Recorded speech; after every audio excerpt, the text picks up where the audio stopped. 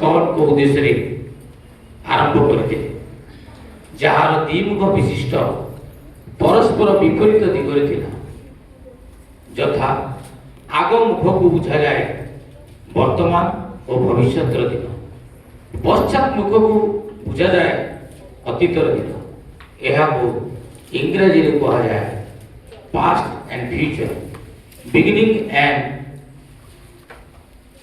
Ending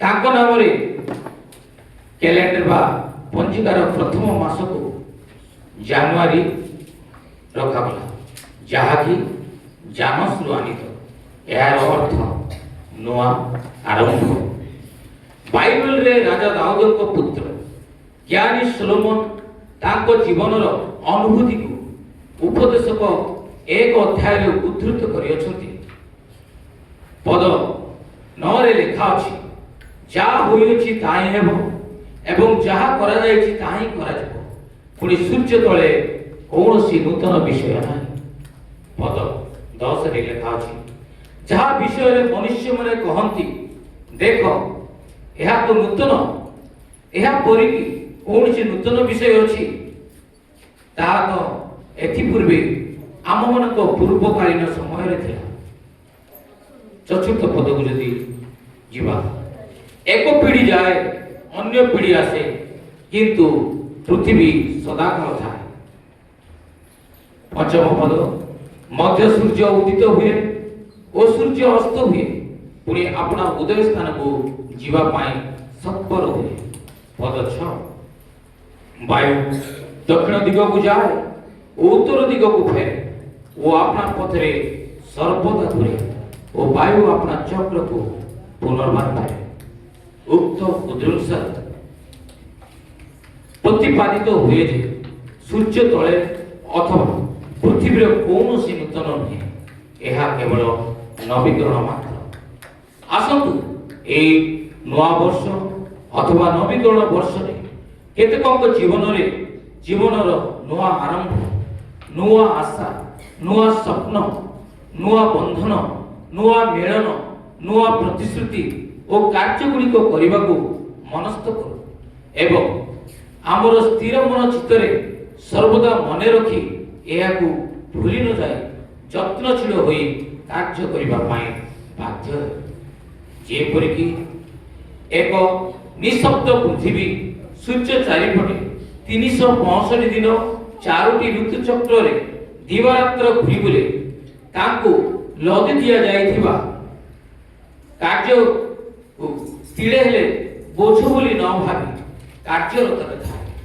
सेही भली calendar नवीकरण वर्षर आरंभ रे जो सब करिबा पाई एवं पाइबा पाई आमे प्रयास करिछु ता जे पुरी भूली न जाओ एति प्रति यत्नशील होई करिबा पाई चेष्टा करिबा अत्यंत आवश्यक अटे नव वर्ष पाइबार उद्देश्य एक परिवर्तनशील जगत रे परिवर्तित जीवन काटिबा यार मुख्य उद्देश्य अटे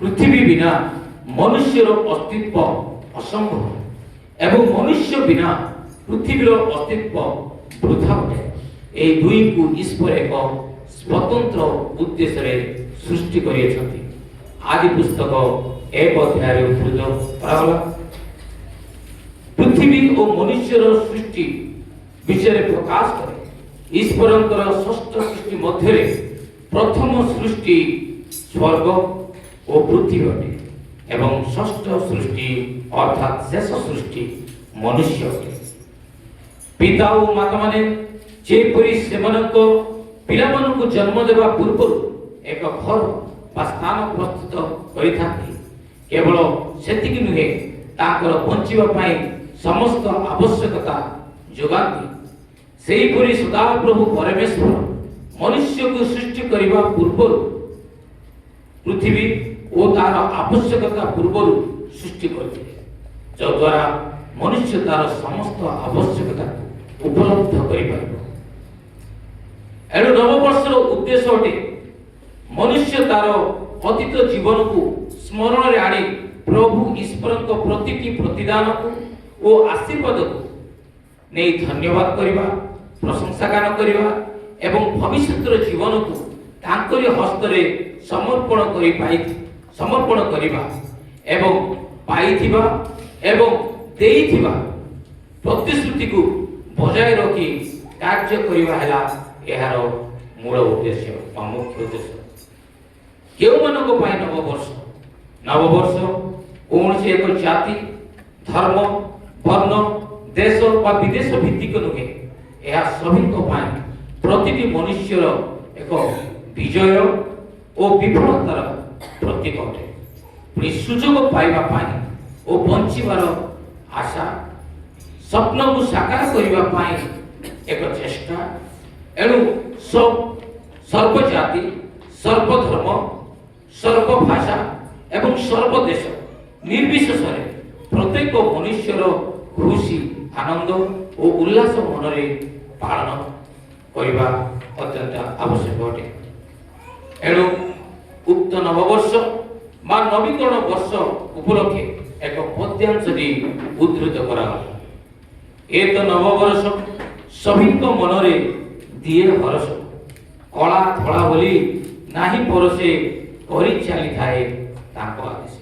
ଏ ତ ନବବର୍ଷ ସଭିଙ୍କ ମନରେ ଦିଏ ହରସ, କଳା ଧଳା ବୋଲି ନାହିଁ ପରସେ କରି ଚାଲିଥାଏ ତାଙ୍କ ଆଦେଶ।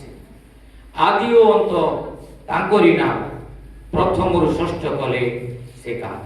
ଆଦି ଓ ଅନ୍ତ ତାଙ୍କରି ନାମ, ପ୍ରଥମରୁ ଷଷ୍ଠ କଲେ ସେ କାମ। ସପ୍ତମରୁ ନେଲେ ସେ କର୍ମ ବିଶ୍ରାମ।